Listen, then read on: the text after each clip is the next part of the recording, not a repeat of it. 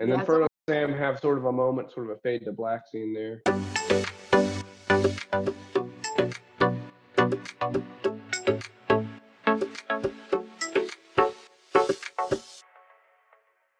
Hello, YouTube. This is the Bookend, where we talk about books. I usually don't read the books. I still haven't read this book, but I'm going to talk about the movie. And I'm Clayton. I'm Christine. I watched the movie, sort of. I did fall asleep a couple times, not because it wasn't good, but because I'm old and I haven't read the book. I'm Katie. I read the book for the first time and I watched the movie for the first time successfully, not falling asleep. I think reading the book helped. And I'm Michael. This is my second time reading the book. First time was 15 years ago, and I've also watched the movies. What's the book? The book is The Lord of the Rings, The Fellowship of the Ring. Fellowship of the Ring by J.R.R. Tolkien. For people who haven't heard of Lord of the Rings or haven't seen Lord of the Rings, probably just want to do that before watching this. Spoilers. So we start out in the Shire, hobbits, halflings, whatever you want to call them. We're introduced to Gandalf, who is a whimsical wizard. There's sort of a boyish, I don't know what age this Frodo Baggins. Actually, anyways, when you first meet him in the books, it's Bilbo's 111th birthday, and it's Frodo's coming of age birthday. It was like, what, 33? And Bilbo is sort of a well-to-do old man hobbit. He's suspiciously youthful for 111. There was like a prologue to the movie, which gives us some important information, right? About Bilbo and this ring. One ring to rule them all. One ring to find them. One ring to bring them all and in the darkness. Oh my God.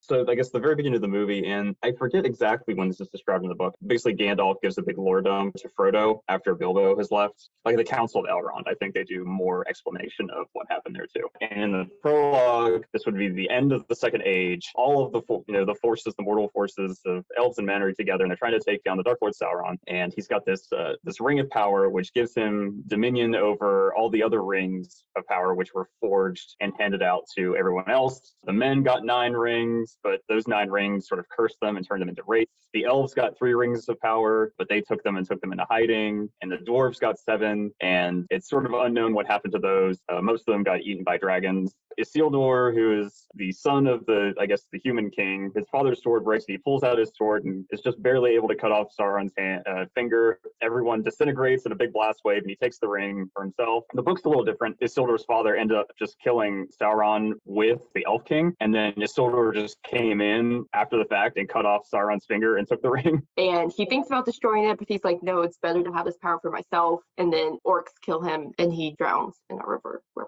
Gollum finds Okay, him. that lines up with the movie. Smeagol fights with the ring with his brother Deagle, slowly warps his mind, and he disappears off into the woods and the mountains, where he stays until Bilbo comes across him in The Hobbit. Bilbo is able to sneakily take the ring. We pick up with the plot line of the Fellowship. All right, going back to the Hobbit, Bilbo gives a speech, turns invisible, and runs back to his house. He's planning on leaving. Gandalf convinces him to leave the ring, and Bilbo goes away. And he's like, I'm going to finish my book. Frodo comes in or something at some point. Gandalf, I think, explains what the ring is to him. Sam is just hiding in the bushes. The pretty major difference between the movie and the book here, which definitely helps the pacing of the movie, is the fact that there's a 17-year gap between Frodo getting the ring for the first time.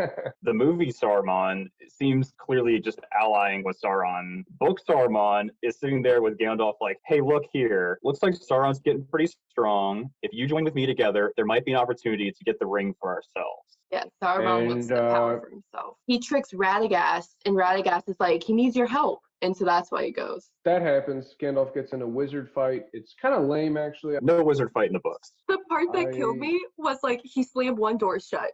So then he looked at another door, and then he slammed that door shut. And so then he looked at another door. It's like Gandalf. He's going to close all the doors. Oh, yeah. Sam was in the bushes the whole time, and he heard the shit that Gandalf was saying, so Gandalf made him help Frodo with the ring. So they set off. They're trying to go to Bree, and they're trying to meet Gandalf at the inn there. And they're going along, and they stumble across Merry and Pippin, 2 other hobbits that are very mischievous and fun. There's some ring wraiths and stuff. They totally mess up Merry and Pippin. Sam basically volunteers. He's not roped into it. And Sam, Merry, and Pippin have noticed that some strange stuff has been going on with Frodo. They're very good friends. And so they've done this like reconnaissance spying thing. And I figured out on their own that he has this ring and this ring is dangerous and they have to go destroy it. And they volunteer to go with him. Pippin and Merry aren't these stupid, like, throw rocks into lakes. No, they're like more responsible hobbits and they have their own personalities. They're two different people. This whole trip to Bree, this actually makes up about the first third of the book. There's lots of adventures, lots of meeting other like hobbits. They get caught up in the woods where the trees are sort of alive. They almost get crushed by the trees till Tom Bombadil comes to save them. But he just comes through,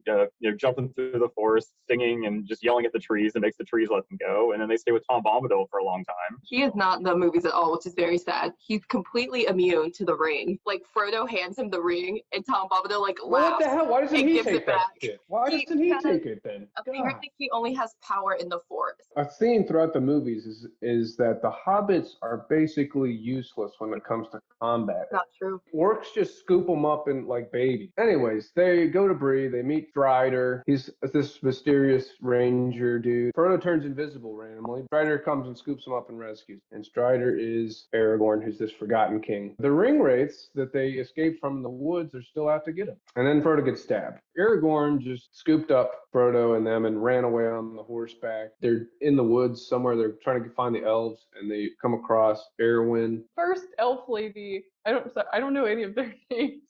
She had Frodo on the horse and the Dementors or whatever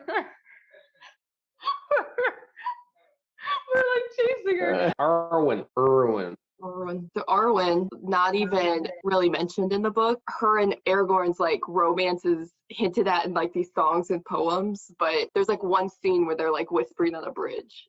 And that's it. The whispering on the bridge thing still happens. Well, yeah, but we don't hear the conversation. Like, it's like one line. She gives up her eternal life to be with Aragorn, and that's the end of it. Yeah, and so it's not even her that meets them. It's Gwynfredel. Gandalf is now like ahead of them on the trip. After he's escaped from Saruman. So, anyways, they go to Elrond's house in Rivendell, and Elrond heals Frodo. He wakes up. Bilbo's there, and then they have the Council of Elrond. We've got all the main people from the Fellowship. We've got Legolas. We've got Gimli. We've got Boromir.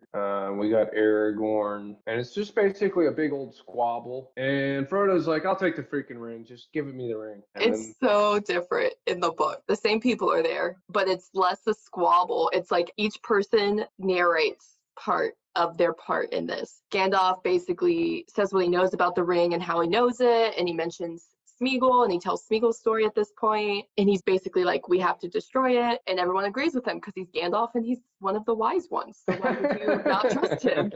Then Legolas speaks, and basically Legolas is just here to say, hey, we were supposed to be watching Smeagol, but he escaped. Our bad. Oh, we forgot Boromir. Freaking Boromir, who was a whiny-ass bitch. Oh, I've traveled so long after saving my whole people, although we had this big battle and all of my men died except for 4 of us that made it across, and I'm one of the 4, and I made this dangerous trek, but I volunteered because I didn't want to put one of the 3 remaining people in my army at risk, so I did the dangerous thing, all not because we need your help. We didn't come here because we want your help, which he clearly wants their help. I just wanted to ask a question. And now he's like trying to insert himself into this whole fellowship. Basically, Elrond is like, who is going to take the ring? No one volunteered. And they all like put their heads down and didn't say anything. And then Frodo's like, fine, I'll take the ring. And everyone's like, great idea. When they chose the fellowship, Elrond was basically like, we need someone to represent each race. So it was like Gandalf, Aragorn, because he's the king, and Frodo. Legolas, because he's like one of the wood elves and he's here. Gimli, for the dwarves. Oh, and he said Sam could come. And he's like, but I think I should send one of my elves. And he's like, I'll have to think about the other person, but it should be 9 because that matches the number of wraiths.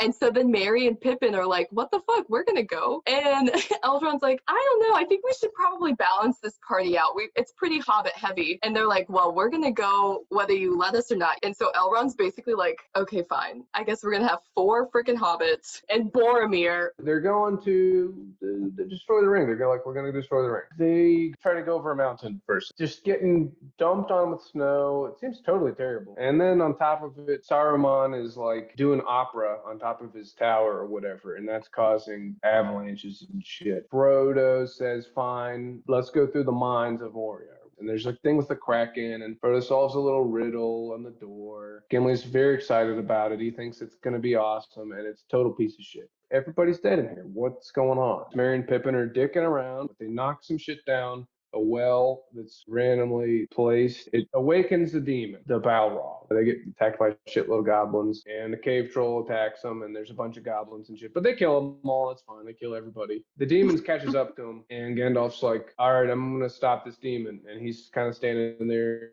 and he's yelling at it, and he's doing stuff. He's telling it can't pass, slamming his sticks on the ground. Yeah, he crushes the bridge. The Balrog steps onto it and just starts falling down and just to the abyss. But it gets him. Whips up, and then he like falls, but he catches himself, and then the whip is gone, and he's just like, run, you idiots, or whatever he says, and then he's just like, let's go. Yeah. Why didn't anyone just help him up? They dramatized that scene a lot. We didn't get that much detail in the book. First of all, Boromir throws the freaking rock that wakens the Kraken, not Merry. I want that. Not Pippin. I want that like in writing. Well, I guess it's in writing because it's in the book. Freaking Boromir. In fact, Merry solves the riddle. Yeah. What? But they get out of here. Gandalf is gone. They're all sad. They meet Lady Galadriel. Oh yeah. Yeah, they go to Lothlorien. Yeah, so they go to another elf place and they meet Lady Galadriel. Seems like an incredibly powerful being. She reads people's minds. In the book, they end up staying there for like a whole season. Frodo at one point offers Lady Galadriel the ring, and she's like, "Oh my god!" That you have that awesome CGI scene in the movie. That scene was pretty They will epic. love me in despair. That was pretty crazy. I definitely fell asleep during the CGI scene that you guys were talking about, so I'm like looking it up now, and it is a treat to watch. Yeah, she freaks out a little bit, but she doesn't take the ring. And Frodo looks into the mirror and sees, the end of the world. Where did they go from here? They leave the elf place. They get on the river on a boat. Basically, Boromir's like, we need to go back to my house and help us defend my people. And Aragorn's like, well, we can go up to the river to a certain point, and then we have to decide, do we split and go and help you, or do we just go directly to Mordor? So Boromir wants to go back and save his three other people. Yeah, Boromir is like Boromir very clearly in the book is trying to direct the party to like do anything possible to get the ring to Gondor. Whatever. They sail up their boats, they dock at some place, and they're walking through the woods. Meanwhile, there's a shitload of Uruk-hai. When the Uruk-hai come and attack them, there's a fell beast with them, and Legolas just kills it. Legolas, he takes his new bow that he got from Galadriel. Frodo is off by himself, and then Boromir is just gathering wood randomly. Strange. And then eventually chases him down and tries to take the ring from him. And Frodo turns invisible and kicks him in the nuts and runs away. That's when Frodo decides that he's got to go off by himself. Sounds like a Frodo thing to do. Yeah, and then the orcs come and just devastate everybody. And they kill Boromir. Boromir doesn't die in the first book. They end the book with Sam and Frodo getting in a boat together. And I'm like, where's Boromir? Katie's yell from across the room when she finished the book and said, "What? Boromir doesn't die?" So in the movie, he's dead. Merry and Pippin get scooped up like little children by the Uruk-hai and carried away. That's sort of how it ends. And then Frodo and Sam have sort of a moment, sort of a fade to black scene there. All right, let's do, what do you think? Do we do ratings?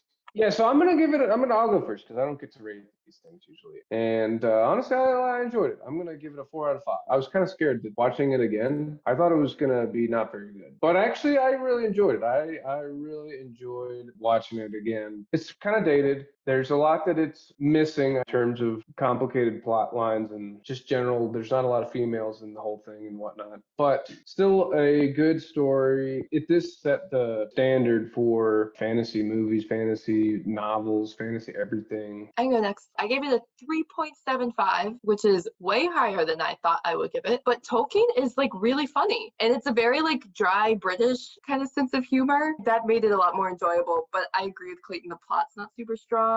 It's like he just throws in random plot devices to keep the story moving. He's very descriptive and it's a really cool fantasy build. Obviously, he's like the first to do fantasy, but I did find myself skipping over a lot of the descriptions. And yeah, not a lot of female representation other than Lady Galadriel. Gaga.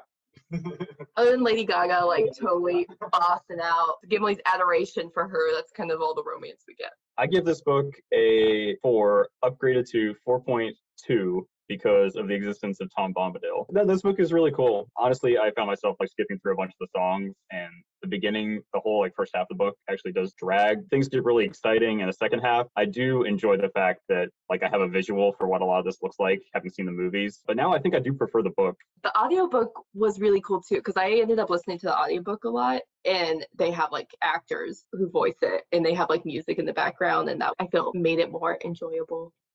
Am I gonna get to go? Clayton? You fell asleep. True, I missed parts of it. It'll be a plus or minus half a point, so like 3.5, something like that.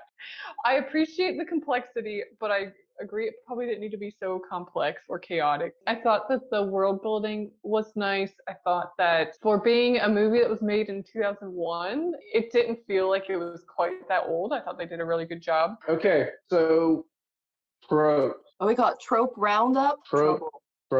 Roundup. My main trope I was going to say was just chaos, because that's just what the whole movie felt like. The chosen one is the obvious trope. You've got lots of fade to black scenes. There's hints of male on male. So you've got like golden showers. You've got Sam and his pony Bill. Is this real or are you making this up? He's like in love with this pony. It's insane. Yeah, we totally missed out on talking about Bill, but Bill the pony was the true 10th member of the Fellowship. You've got some forbidden romance with Lady Galadriel and Gimli. You know, enemies to lovers, because dwarves and elves don't get along. The unlikely hero trope. Sam and Frodo have this, it's like servant to friend. I don't know what this is. Yeah, Servant to 'cause, friends and lovers. The wise old man, I guess, like Gandalf. The Talk about- motley crew trope, like the Yeah, found family. 9. there's got to be something about how power corrupts. You know, that's sort of the whole central theme. Morally gray character. Yeah, there are times where you're like, Sauron. Ooh, Gandalf the Sauron's a Morally good guy. Gray. the morally gray. The creepy creature in a mountain for 500 years, hoarding a ring trope. Smeagol, the stalker trope. Classic dark romance. Book learn talk. Toast. BLT, toasted BLT. Toast to BLT time. All right. Book talk alert. Yep, I'm taking Space Christine's mine. place this time. So my GATL is Lord of the Rings, Lord of the Potter. And I saw a lot of similarities as I was watching this movie to Harry Potter. I think Harry Potter basically ripped off Lord of the Rings. And interestingly, I think a lot of the cast of Harry Potter would also be great in Lord of the Rings. So I wanted to kind of just go there. So first we've got Frodo Potter. You know, actually, if you look at their facial features, just a lot of things, like Katie was saying, a lot of things about Frodo and Harry are similar.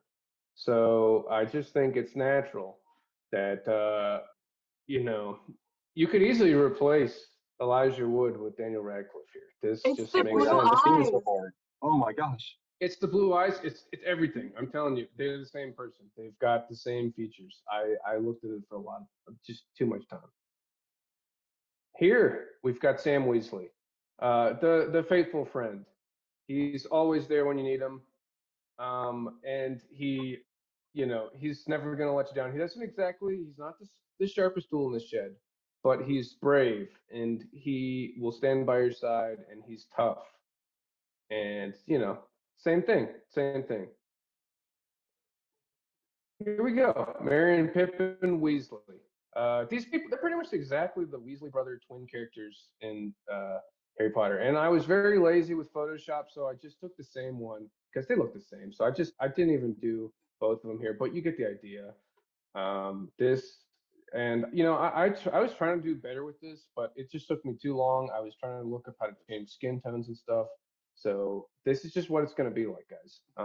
But you know, they're very similar. They're the comedic relief. They're funny. They're gingers. They're great.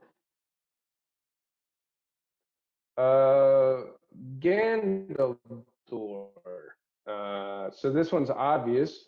They're basically the same person here. There we go. We've got you know, Dumbledore, Gandalf. They're pretty much exactly the same. They're awesome. They're super powerful. They're magical. They're special, and we love them. And then we got Gimrid. And here he is. There he is. The perfect dwarf. I mean, look at how it just fits perfectly. If I was better with Photoshop, you would never know Good that Photoshop. that wasn't. You wouldn't know that that's Except not actually Hagrid's Gimli half a himself. giant. He looks, yeah, it's just like a giant dwarf. It's They that just copied differences that make dwarves them and the they made same. they just scaled a dwarf up. They just took a dwarf and they scaled him up times 4, and then that's how you got Hagrid. But I mean, She thought we temperament-wise, wouldn't they're notice. not very similar, really. But they're just scruffy, and they both look like dwarves. Then we've got Cave Troll. Since there's also Cave Troll, it's just made sense.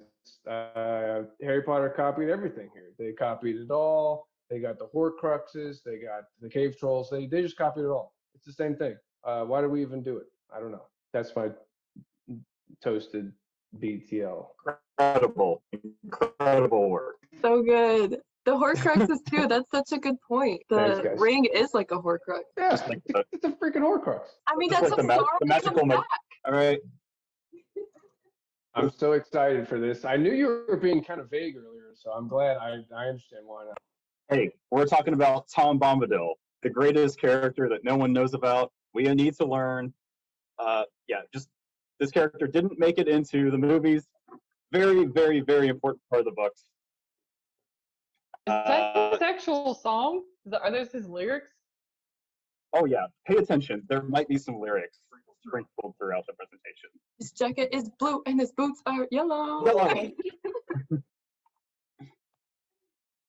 Okay, so what's going on here with Tom?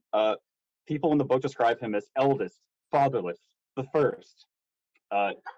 He saves the hobbits. He loves to sing.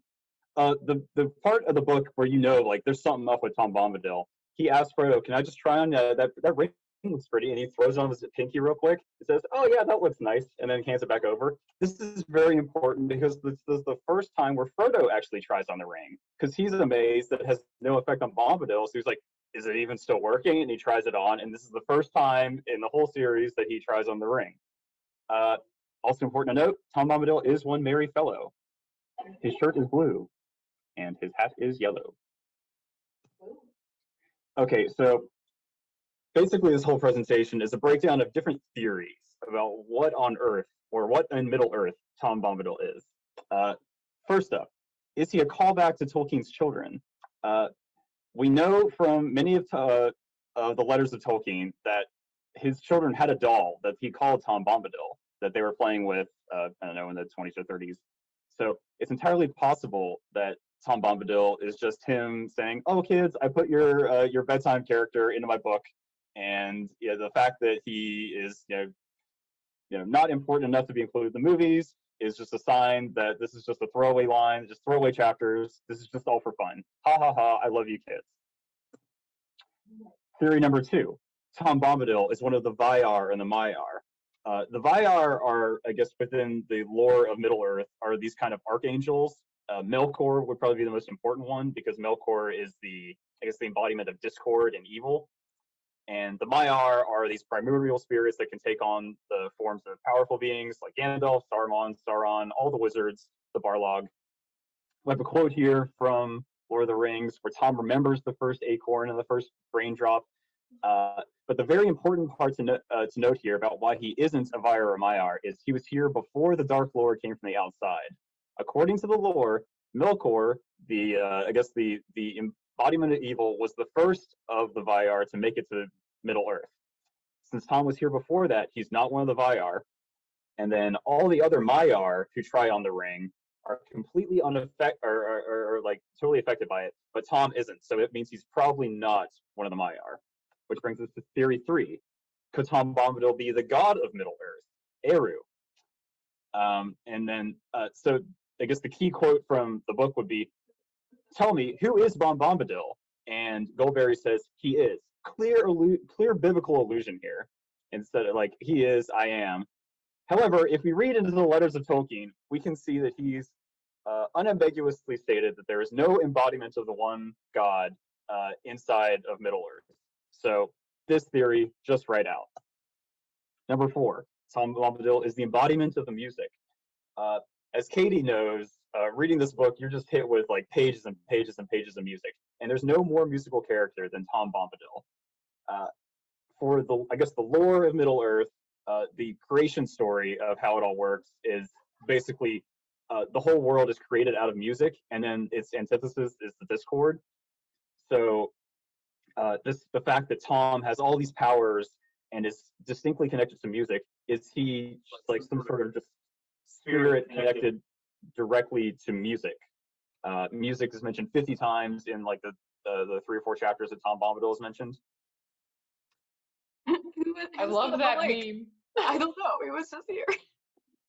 And then this particular song lyric actually seems like it might match up because he uses the music as his power. He talks to the Barrow-wights and he's like, "Come here never again. Leave your barrow empty, lost and forgotten, darker than the darkness." So he's controlling things via the music. So I kind of like this theory. There's nothing directly counteracting it, but there's nothing, like, no one's ever said anything to, like, Tolkien never supported it exactly. 35. Tom Bombadil is just evil. I mean, let's look at this. He lives in the forest, yet none of the hobbits had ever heard of him before. He can control the evil trees and the Barrow-wights.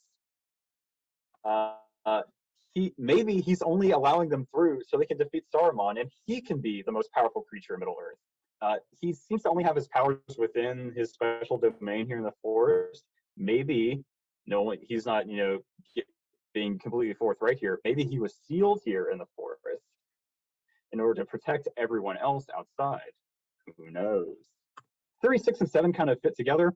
And this kind of gets into some maybe literary analysis mumbo jumbo, but Tom Bombadil might be the reader, or it might be Tolkien himself, self-insert into the story, talking about him being the eldest. Could be, I was the eldest, as in I was here before the books were written, or he's unaffected by the ring, yet seemingly he could save the world. They talk at the Council of Elrond, they actually talk about how it's Gandalf and Elrond are talking about, we could just give the ring to Tom Bombadil. Maybe he could solve this problem for us.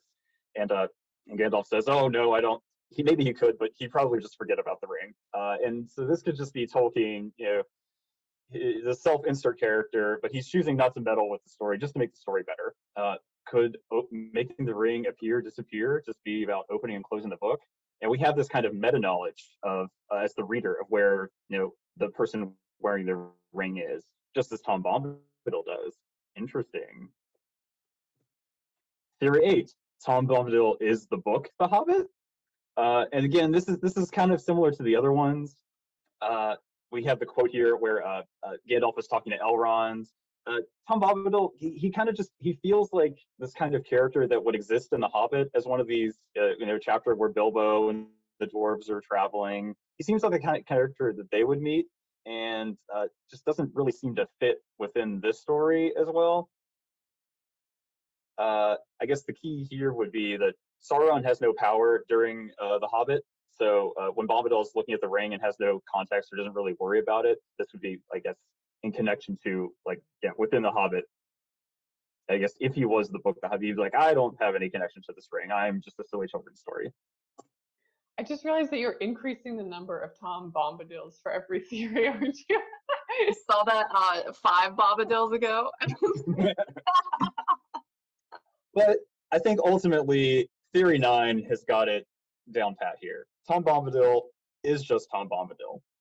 I have many quotes from the letters of Tolkien here. Some things should just remain mysterious. He represents something I felt important, and I'm not prepared to analyze the feeling precisely. Even in mythical ages, there must be some enigmas. Tom Bombadil is one intentionally. I kept him in as he was because he represents certain things, otherwise left out. Thank you. So now you know all about the probabilities of Tom Bombadil. Oh man, I'm really bummed they didn't put him in the movies. I did Lord of the Ring characters as zodiac signs. If you look online, there are a couple links, but what I found, and actually there was one that was released yesterday, but I was disappointed because all of these seem to be based off of the movie character personalities. So these are your Lord of the Rings zodiac signs based on the book character. And originally I tried to do it by their birthday, but we really only know Frodo and Bilbo's birthday. So I gave that up. Okay. So I did this so we could go by our individual ones, but since we're rushed, I'm just gonna go step by step. So we'll start with Aries, the ram. Aries is Bilbo. Aries are traditionally courageous. They dive headfirst into challenging situations like, hey, let's go fight a dragon. They typically don't have a filter and can be moody, which we see Bilbo gets more moody with his ring the longer he wears it. They get angry and then kind of forget why they were angry. Easily bored and will do anything on a dare, like singing in front of all the elves in the river place. Okay, next we have Taurus, the bull, which, Christine, we have Gimli. Taurus are reliable, practical, but this can also make them stubborn, which not just Gimli, but pretty much our dwarves are known for. They really just want to cuddle. They like their creature comforts. He likes his nice fancy dwarf metal armor and his axe. They tend to be a homebody. He just wanted to go to Moira and like see where the dwarves lived. And they're pretty much all or nothing. He was like, no, let's go under the mountain. Or nah, let's stay home, kind of thing. Cool. Next we have Gemini, which is me, the twins. For Gemini, we have Pippin. Gemini tend to be charismatic. They can also, on the flip side, be pretty nervous. They use humor as a crutch. They're very playful, adorably erratic, and can be insatiably curious, as we saw when he dropped a stone down the well and attracted all the orcs. But not the Kraken. That would be Cancer, the crab, aka Boromir. Cancers, to be fair to Cancers out there, I kind of picked the worst trait. So they are tenacious, which Boromir shows. He's very, driven to get people to help him. They tend to take on other problems, like when he, one of the 4 survivors took this dangerous trip to come ask a question. They can be emotional, and because of that, they're often insecure and very sensitive. They seek comfort, like when they try to take the ring for themselves. They can be very suspicious and manipulative. Next, we have Leo, the lion. Here we have Tom Bombadil. Leos have huge personalities. They're very fiery in the spotlight, and they can also be very generous and cheerful. They just exude warmth. They can also be a little bit vain. I mean, come on, look at those yellow boots. Interested in luxury. He has a very nice cabin. He shares with the lady of the river. And they're infamously dramatic. So he's always singing, always showing up at the last minute to save people. Very larger than life. Next, we have Virgo. Here we have Legolas. Virgos, they can be kind and shy, more like quiet, even-tempered, but they need to feel useful, which he shows with his bow skills. Has a quick fix for everything, namely an arrow. Exceptional spatial awareness. Logical, they improve their skills through diligent, consistent practice. Legolas in the book honestly doesn't have much of a personality, but he does shoot things with an arrow. So that's It's a very fashionable Legolas. Next week. Oh yeah, I like this. I like this picture. All right, next we have Libra, which is Clayton, the scales. So here we have Lady Galadriel. She is gracious.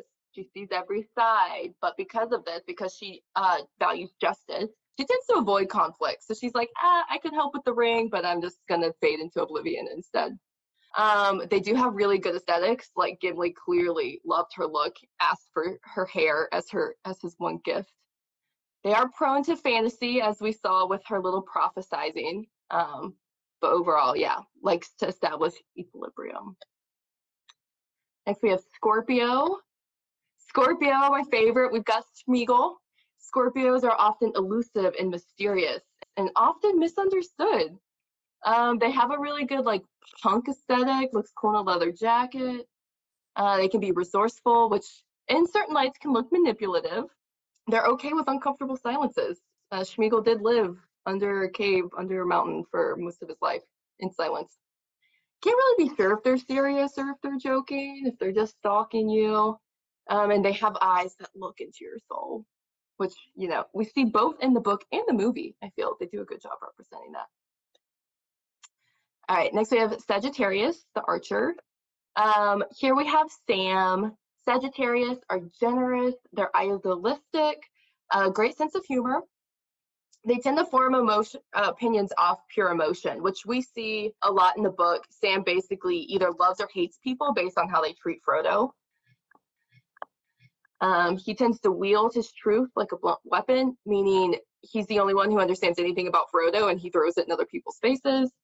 He can be the friendliest person at the party, and he has a quest for adventure, which Sam, like, even before asked to help, he wanted to go on this adventure. He wanted to see the world. Next, we have Capricorn, which is Michael, and my favorite character, which is aptly named the GOAT, because I think he's the greatest of all time, is Aragorn. These guys are patient and dedicated. They persevere. They are like fully grown adults since the age of 6, very mature people, which makes them good managers as he takes over management of the party, motivated by duty because, you know, he's the king or whatever. And they tend to repress any emotion that gets in the way of success, which is hinted at with him and Arwen. He's like, you can give up your immortality for me, but I got to put the ring first. Is full-grown adult since 6, is that like in official horoscope language? Yeah, I pulled that straight from Google. That's a real thing. Okay, next we have Aquarius, or the water bear. This is Gandalf, obviously. Aquarius are innovative and progressive, and they're all about revolutionary, stick it to the man. They can be purposefully esoteric, like, I don't know, just not telling people key information they needed to know about their whole life until, oh no, it's almost too late, and now you have to give it to your son so that he goes through the same problem. They can be temperamental, like just randomly yelling at hobbits. They do actually believe in conspiracy theories, which may or may not be true. He is dedicated to making the world a better place. Okay, and last we have Pisces, which, you guessed it, is Frodo. Oh, Frodo. Pisces are compassionate and gentle. They're somehow both mature and immature at the same time. This gentler side of them can often lead them to be fearful, and Frodo is like afraid all the time. Often plays the martyr, like when he decided, I'm just gonna go off by myself and sneak away from everyone after Boromir tries to, you know, tackle me. They're pretty intuitive. They like tend towards the psychic, which I think we see when, you know, Frodo wears the ring more. He starts having visions about Mordor and Sauron and things like that. Often divided between fantasy and reality. Can't remember if he dreamt it or if it actually happened. Like, has he been there before? Why do I want to go to the mountains? Stuff like that. So.